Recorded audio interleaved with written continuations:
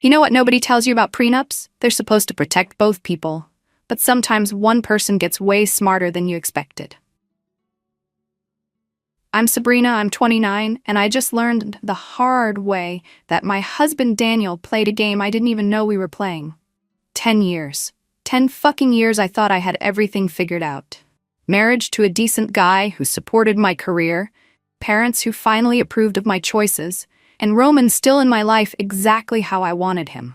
I had my cake and I was eating it too, and honestly, I thought I deserved both.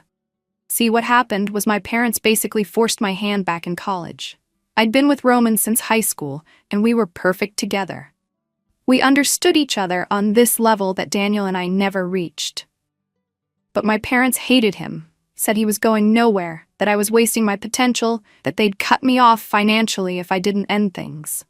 They had this whole trust fund situation tied up, and I wasn't about to lose everything for some guy, even if that guy was the love of my life. So I did what I had to do. I met Daniel through mutual friends about 3 months after my parents gave me their ultimatum. He was studying finance, came from a good family, and most importantly, my parents loved him immediately. The thing is, Roman and I never actually broke up. We just went underground. My parents thought I'd moved on. Daniel thought he was getting this amazing girl who chose him. And I thought I was being smart by keeping the best of both worlds. Daniel proposed after we'd been together for 2 years. And honestly, it felt like the natural next step. My parents were thrilled. His parents were thrilled. And Roman understood that this was just something I had to do for my future. The prenup was my parents' idea, not mine. The terms seemed straightforward. If we divorced before 10 years, I kept my family money and assets. He got basically nothing. After 10 years, everything would be split 50-50, as long as the divorce wasn't his fault. My parents figured 10 years was long enough to prove the marriage was real. Daniel was so supportive during those early years. He encouraged me to take the consulting job that required travel. He never complained when I had to work late or go out of town for business trips. What I realize now is that he was giving me all the rope I needed to hang myself.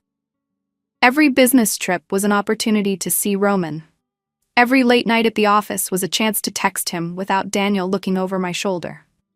Every weekend conference was actually a weekend getaway with the person I really wanted to be with. Roman had moved about 2 hours away for work, so it wasn't like we could see each other constantly. But we made it work. Hotel rooms during my business trips, quick lunch dates when I claimed to be in client meetings, weekend girls' trips that were actually romantic getaways. I got really good at managing both relationships, and honestly, I felt like I was handling everything perfectly. The crazy part is that I never felt guilty about it. Maybe that makes me a terrible person, but I genuinely felt like I'd been forced into an impossible situation by my parents, and this was the only way to make everyone happy while still being true to my feelings. Daniel was getting a good deal. I kept house, I was a good companion, I supported his goals, and I never caused drama. What he didn't know wouldn't hurt him. For 8 years, this system worked perfectly. Daniel got promoted twice and started making really good money. I built my own client base and started bringing in serious income from my consulting work. Roman's career took off too, and he bought this amazing house where we could spend weekends together. When I told Daniel I was visiting my college roommate or attending professional development seminars. By year 8, I had turned deception into an art form, and honestly, I was pretty proud of my skills. I could plan romantic getaways with Roman while sitting right next to Daniel on the couch, texting under the guise of responding to work emails. I had learned to compartmentalize so completely that I could be fully present with each of them without feeling conflicted. The logistics had become second nature. I had a separate credit card that I used for expenses related to seeing Roman. Hotels, gas, dinners, gifts. I told Daniel it was my business expenses card for client entertainment that I'd reconcile with my company later. I had a fake email account that I used only for communicating with Roman, and I'd set up notifications so I'd know immediately when he messaged me, even if I was sitting in a meeting or having dinner with Daniel. Daniel had started working longer hours around this time, which made everything easier. His financial firm was expanding, and he was taking on bigger clients.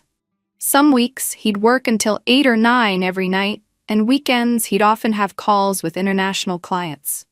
I told myself this was perfect. He was focused on building his career. I was focused on building mine, and we were both mature enough to give each other the space we needed.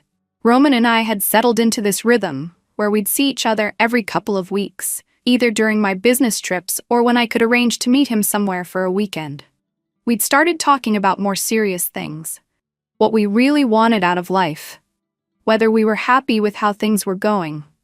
He'd hint sometimes that he was getting tired of the secrecy, that he wanted to be able to introduce me to his friends as his actual girlfriend instead of his friend from college. But he also understood my situation. I had convinced myself that I was protecting everyone by maintaining this setup. Daniel got the stability and partnership he wanted without the drama of knowing about Roman. Roman got the relationship and intimacy he wanted without the pressure of dealing with my family or social obligations. My parents got the son-in-law they approved of, and I got to honor my feelings for Roman while also securing my future and keeping everyone happy. The weird part is that I started to feel like the arrangement was making me a better wife in some ways. Because I was getting my emotional and physical needs met with Roman, I could be more patient and understanding with Daniel. I wasn't resentful that he worked long hours or wasn't naturally romantic, because I wasn't depending on him for those things. I could appreciate his good qualities, his reliability, his intelligence, his ambition, without feeling frustrated by the qualities he lacked. Daniel seemed happy too, or at least content. He never complained about our relationship or suggested that anything was missing. He seemed proud of my career success and supportive of my travel schedule. He bragged about me to his friends and colleagues, talking about how independent and accomplished I was. When we did spend time together, we got along well. I thought we'd achieved the kind of mature, balanced partnership that a lot of couples struggle to find. Looking back, I think I got overconfident. After 8 years of managing both relationships successfully, I stopped being as careful about covering my tracks. I'd gotten so good at the double life that it felt effortless, and when something feels effortless, you start to get sloppy. I'd leave my phone face up on the counter when Roman texted. I'd use the same excuses multiple times without keeping track. I'd come home from weekends with Roman in such a good mood that I probably seemed like a different person. But Daniel never called me out on any inconsistencies or asked uncomfortable questions. He just continued being supportive and understanding, which reinforced my belief that I was handling everything perfectly and that he suspected nothing. What I know now is that he was building a case, documenting everything, and waiting for the perfect moment to make his move. Our 10th wedding anniversary fell on a Tuesday, which felt anticlimactic for such a milestone. Daniel suggested we celebrate that weekend instead, maybe take a trip somewhere nice. We ended up going to this resort about 3 hours away, the kind of place with a spa and fancy restaurants. Daniel seemed relaxed and happy the whole weekend, more attentive than he'd been in months. We did the wine tasting, got couples massages, had long dinners where we talked about our early relationship. He even brought up the idea of finally starting a family, saying that now that we were both established in our careers, maybe it was time to think about kids. Tuesday morning, Daniel left for work at his usual time. I had a client call scheduled for 9, so I was working from home that day. Around 10:30, my doorbell rang. I figured it was a delivery and almost didn't answer because I was in the middle of reviewing a proposal. But the bell kept ringing, so finally I went to see who it was. A man in a suit was standing on my porch with an envelope in his hand. He asked if I was Sabrina Morrison, and when I said yes, he handed me the envelope and said I was being served with divorce papers. I literally laughed because I thought it was some kind of mistake or prank. I told him he had the wrong house, that my husband and I had just celebrated our anniversary and everything was fine. I closed the door and stood there holding this envelope, still convinced it was some administrative error. But when I opened it and started reading, I saw Daniel's name as the petitioner and mine as the respondent. The filing date was that morning. Exactly 10 years and 1 day after our wedding. There was a whole section about irreconcilable differences and another section about asset division that mentioned the prenup terms. At the bottom was a list of evidence being submitted, including photographs, phone records, hotel receipts, and witness statements related to extramarital affair ongoing throughout the duration of the marriage. My first reaction wasn't panic or fear. It was complete confusion. How could Daniel have evidence of anything when I'd been so careful? How could he have been planning this when he'd seemed completely normal throughout our anniversary weekend? I called his office, and his assistant said he was in meetings all day and couldn't be reached. I called his cell phone, and it went straight to voicemail. That evening, Daniel came home at his normal time and acted like nothing had happened. He asked about my day, mentioned that he'd stopped at the grocery store to pick up stuff for dinner. I was sitting at the kitchen table with the divorce papers spread out in front of me, and he glanced at them like they were work documents that didn't concern him. Finally, I asked him what the hell was going on, and he said calmly that he thought it was time for us to end our marriage. I demanded to know how long he'd known about Roman, expecting him to say he'd recently discovered something or hired a private investigator in the past few months. He said he'd known since about 6 months after Roman and I reconnected, which meant he'd known for over 8 years. 8 years of supporting my career, encouraging my travel, being understanding about my schedule, celebrating anniversaries and holidays, all while knowing that I was having an affair.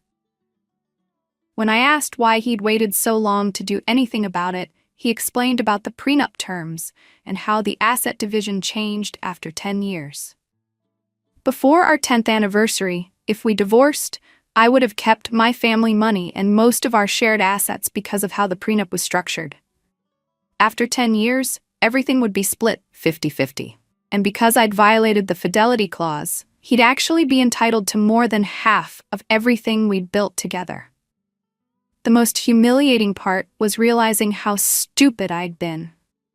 All those times I thought I was being clever and careful, he'd been documenting everything.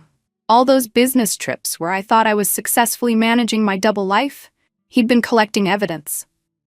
I'd been playing checkers while he was playing chess, and I'd lost a game I didn't even know we were playing. The next few days were a blur of phone calls with lawyers, trying to understand exactly how screwed I was, and whether there was any way to challenge the divorce terms. My attorney was honest with me in a way I wasn't prepared for. The evidence Daniel had collected was comprehensive and damning, and the prenup I'd signed was ironclad. Because the affair had been ongoing throughout our marriage, I'd violated the fidelity clause, which meant I was essentially forfeiting my right to the protective terms my parents had negotiated. What made it worse was discovering the extent of Daniel's documentation. He had photos of Roman and me together at restaurants and hotels. He had copies of credit card statements showing charges that didn't match up with my claimed business expenses. He had phone records showing calls and texts to numbers that weren't associated with any of my legitimate business contacts. He had testimony from a private investigator who'd been following me on and off for months. My parents' reaction was somehow worse than the legal situation. When I called to tell them about the divorce and explain what was happening, my mother's first response was to ask if the allegations were true. When I admitted that yes, I'd been seeing Roman throughout my marriage, there was this long silence before my father said they were deeply disappointed in my choices and would need time to process everything. Roman's reaction was almost as complicated. When I told him about the divorce and explained that Daniel had known about us all along, he was quiet for a long time before asking why I hadn't told him that our relationship was being documented and investigated.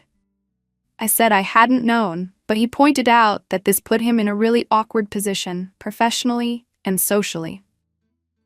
He also asked questions I wasn't prepared to answer, like whether I'd ever actually intended to leave Daniel for him, or if I'd just been using our relationship to make my marriage more tolerable. When I couldn't give him a clear answer, he said he needed some space to figure out how he felt about everything. The practical implications started hitting me within weeks. Daniel had moved out and into a furnished apartment, leaving me alone in the house that we'd bought together, but that I now couldn't afford to maintain on my own. My business was suffering because I was distracted and emotional, and several clients had started asking questions about my personal situation after word began spreading through our professional network. What really got to me was how calculated Daniel's approach had been. He'd spent years positioning himself as the perfect husband while collecting evidence that would destroy me. He'd encouraged my independence and my travel because it gave me more opportunities to incriminate myself. He'd been patient and supportive because he knew that eventually he'd be able to use my own behavior against me in a way that would give him everything he wanted. My lawyer explained that fighting the divorce would be expensive and ultimately pointless, since the evidence against me was overwhelming and the prenup terms were clear. The best I could hope for was to negotiate some minor adjustments to the timeline for asset division, but even that would require me to admit fault and accept responsibility for ending the marriage through my infidelity. 18 months later, I'm living in a one-bedroom apartment across town, working freelance because my consulting business fell apart when clients started questioning my judgment and reliability. The divorce was finalized 8 months ago, and Daniel walked away with the house, most of our shared assets, and a settlement that basically reset my financial situation to where I was when I was 25. Daniel moved on faster than I expected. He's dating someone he met through work, and from what I hear through mutual friends, she's everything I never was. Completely focused on him, honest about her feelings, genuinely interested in building a life together without keeping one foot out the door.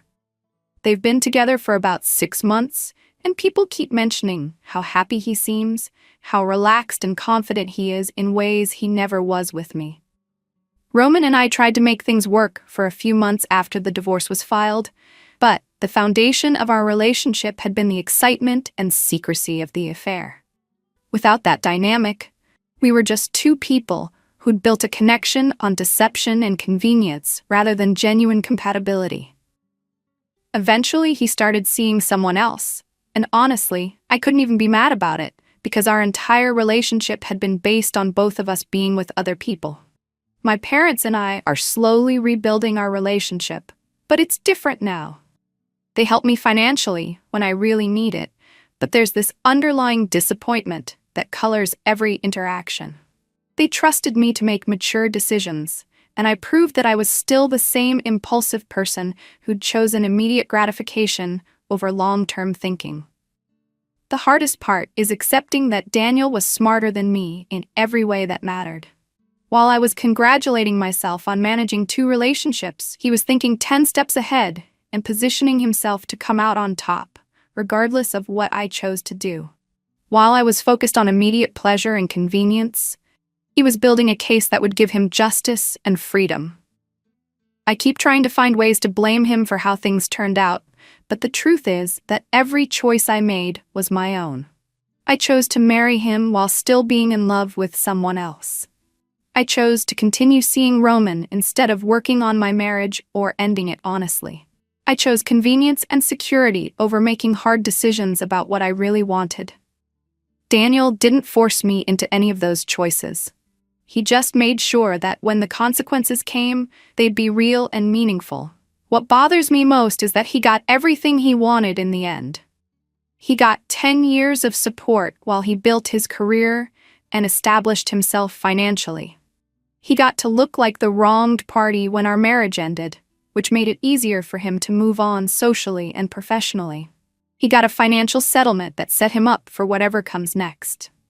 And he got rid of a wife who was never really invested in their marriage without having to be the bad guy. The other thing that gets to me is how everyone acts like he's some kind of hero for being so patient and strategic about the whole thing. People talk about how smart he was to wait until the prenup terms changed, how admirable it was that he didn't act impulsively or emotionally. But from my perspective, he was lying to me just as much as I was lying to him. He was pretending to be a loving husband while secretly planning my destruction. I know that sounds hypocritical coming from someone who was having an affair for 8 years, But there's something about the cold calculation of his approach that feels worse than my emotional messiness. I was lying because I was trying to avoid hurting people, and because I genuinely didn't know how to choose between two different lives I wanted. He was lying because he was setting a trap that would give him maximum leverage when he decided to spring it. But ultimately, none of that changes the reality of where I am now. I'm 31 years old, starting over financially and socially, trying to rebuild my career and my relationships from scratch. Daniel is moving forward with someone who actually wants to be with him, building the kind of honest partnership that I was never able to give him.